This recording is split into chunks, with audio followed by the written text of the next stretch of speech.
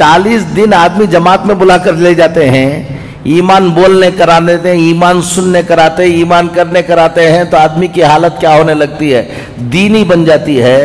अगर LKG से बच्चा शुरू करके 10th स्टैंडर्ड तक मुसलसल कुफ्र सुने, कुफ्र बोले, कुफ्र देखे, कुफ्र करे, तुम्हारा बच्चा ईमान में बाकी रह जाएगा कि देख लो। बेंगलुरु में मेरा एक स्कूल है, मैंने 3 जनवरी को अंबेडकर हॉल में मैंने अपना एनुअल डे किया। उससे पहले उस एनुअल डे की तैयारी के लिए हॉल को इंस्पेक्शन करने के लिए 2 दिन गया। उससे पहले 2 दिन पहले 2 तारीख को भी एक स्कूल का फंक्शन हो रहा था, एनुअल डे हो रहा था। 1 तारीख को भी एक स्कूल का एनुअल डे हो रहा था। मैं देखने के लिए अंदर गया, 90% मुसलमान बच्चे बुर्का ओढ़कर ऑडियंस अपने बच्चों को देखने के लिए आए हैं और वहां पर पूजा कर रहे हैं बच्चे और हमारे पेरेंट तालियां मार रहे हैं। वो स्कूल वाले करा रहे हैं, वो उसको बात छोड़ दो, स्कूल भी मुसलमानों की स्कूल है, स्कूल भी किसकी है, मुसलमानों की स्कूल है। और ऑडियंस ऐसा लग रहा था कि जुमा हो रहा है। वहां पर सब टोपियां पहन ले कोई बैठे हुए थे, सब बुरखे पहन लेकर बैठे हुए थे, वो बुरखे भी पहन लेकर बैठे हुए थे जिसमें नाखून भी ना दिखे, लेकिन उनके बच्चे पूजा कर रहे हैं और क्या मार रहे हैं।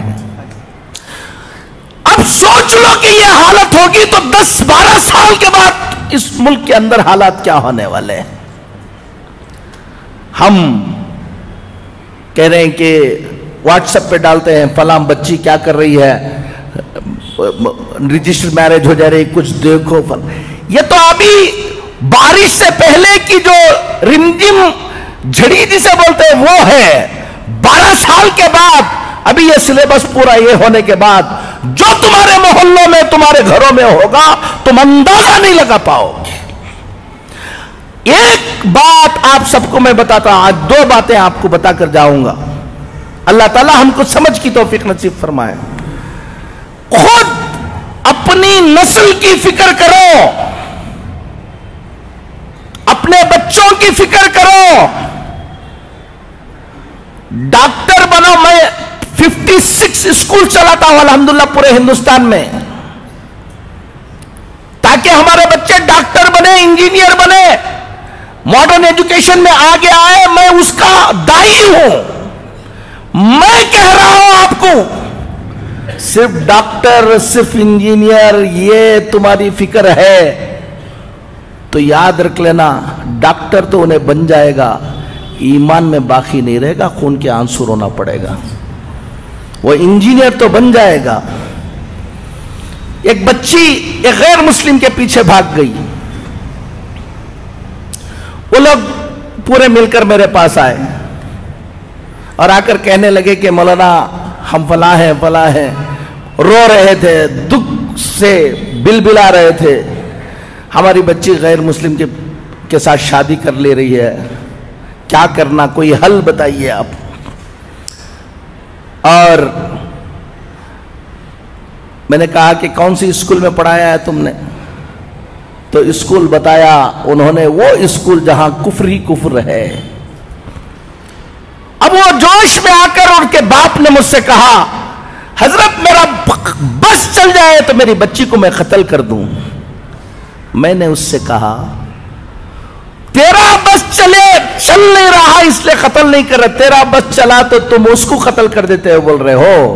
मैं एक बात बताऊं तुमको, मेरा बस चलता तो तुमको कत्ल कर देता था मैं।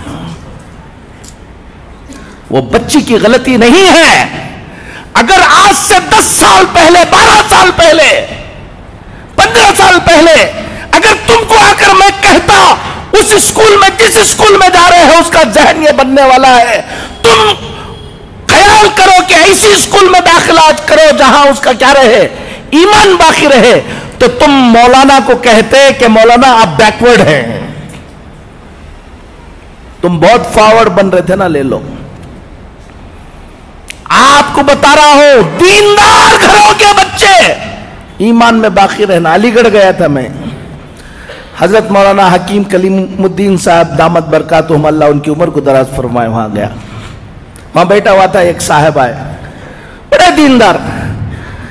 कहा कि हजरत आपको यहां से जाने के वक्त एक आधा घंटे के लिए हमारे घर आना है। कहा क्या बात है? एक लड़की गैर मुस्लिम हो गई है, बहुत दिन, वो जाकर दूसरे से क्या हो गई है, शादी हो गई, बहुत दिनों के बाद, समझाने के बाद, 2 साल के बाद उसको बुला के लेकर आए। आपकी जबान से कुछ बोल देंगे तो इंशाल्लाह। हमारे घर में हमेशा इज्तिमा होता है, सब होता है, उस बच्ची को बुला के ले आए। मैं समझा हमेशा घर में इज्तिमा होता है, सब होता है, तो किसी और की बच्ची होगी, बुला के ले आए होंगे। अब मैं गया, बच्ची सामने बैठी हुई थी और बात करने के लिए कहा। मैंने कहा कि तुम छोड़ दो, मैं बात कर लूंगा इसको। अब अंदर जाने के बाद कहा कि ये किसकी बच्ची है? कहा कि किसी और की बच्ची नहीं मौलाना, ये हमारी बच्ची है। हर हफ्ता क्या होता है? इज्तिमा होता है, दीनदार हैं, सब कुछ है, उनकी बच्ची नहीं। मैंने कहा कि बेटा तुम कहां पढ़े? कहा गुरुकुल में पढ़े हजरत हम। मैंने कहा कि अलीगढ़ में तुमको और कोई स्कूल नहीं मिली? गुरुकुल में पढ़ाया। कितने बच्चे थे? पूरा गुरुकुल कुफ्र सिखाता है, इसी काम के लिए बनाया गया है। अब आप अपनी बच्ची को डॉक्टर बनाने का जज्बा, आप बच्ची को भेज रहे हैं, देख नहीं रहे हैं, और अच्छे मार्क्स आ रहे हैं, ये आ रहे हैं, ये सब देख रहे हैं। मैंने कहा कितनी और मुसलमान बच्चियां थी वहां पर? कहा कि हम लोग एक 6-7 बच्चियां थी। क्या क्या प्रोग्राम होते थे, क्या क्या, अब पूरा बताया। मैंने उनको बुलाकर बताया, हफ्ते में 1 मर्तबा तुम घर में बिठाकर उस बच्ची को इज्तिमा सुना रहे थे, और सुबह को उठे तो शाम तक वो कुफ्र सुना रहे थे। तुम्हारे कुफ्र, उस कुफ्र का असर होगा या तुम्हारी तालीम का असर होगा। एक बात जिम्मेदारों को कहता हूं, अपने अपने इलाके के अंदर ट्यूशन सेंटर शुरू करो। बच्चे स्कूलों को जाएं, ट्यूशन को आए, और ट्यूशन को आकर जो ट्यूशन पढ़ाने के वक्त जो किताबों के अंदर कुफ्र लिखा हुआ है, ट्यूशन भी पढ़ाए और कुफ्र को क्लैरिफाई भी करे हमारे टीचर्स। इससे बच्चों के ईमान की हिफाजत होगी। दूसरी, मकतब के निजाम को क्या करो? मजबूत करो। पहले वाजिब था तो अब फर्ज है।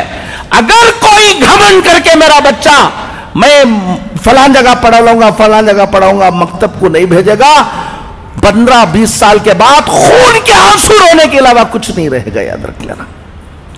एक बात तो सबसे अहम इस वक्त यह है कि अपने बच्चों के ईमान की हिफाजत की फिक्रें करो, मेहनतें करो। टाइम कम है, सोचेंगे नहीं। अपने अपने सब लोग अल्हम्दुलिल्लाह, अभी असर यह है कि एक तरफ यह फितना है, लेकिन मुसलमानों में भी बड़ी बेदारी है। हम पूरे हिंदुस्तान में जाते हैं, हर मुसलमान चाहता है कि कुछ ना कुछ हम दीन के लिए करें। खामोशी के साथ काम करने वालों की एक बड़ी तादाद अभी पैदा हो गई जो क्या कर रहे हैं? काम कर रहे हैं। आपको भी, नौजवानों को कहता हूं, सबको कहता हूं, अपना वक्त और अपना पैसा, अपनी दौलत, थोड़ा सा पेट पर पत्थर बांध लो, लेकिन अपनी इस आने वाली नस्ल की हिफाजत की मेहनत में लगाओ। हमारे बच्चे जो बड़े बच्चे हैं, नौजवान बच्चे हैं, कॉलेजों में पढ़ रहे हैं, ये कर रहे हैं, हर दिन 1-2-2.5 घंटा दो शाम का वक्त कि बच्चों को जमा करके ट्यूशन तुम चलाओ, चलाकर उनको अच्छा पढ़ाओ और कुफ्र शिर्क की पहचान उनको बनाओ। अगर तुम 1-2 घंटे अपने इन मिल्लत की हिफाजत के लिए नहीं दे सकते तो कहीं चाय पी लेकर कौम की हालत पर गुफ्तगू करने का तुमको कोई हक नहीं है। तैयार बैठो तबाही और बर्बादी के लिए।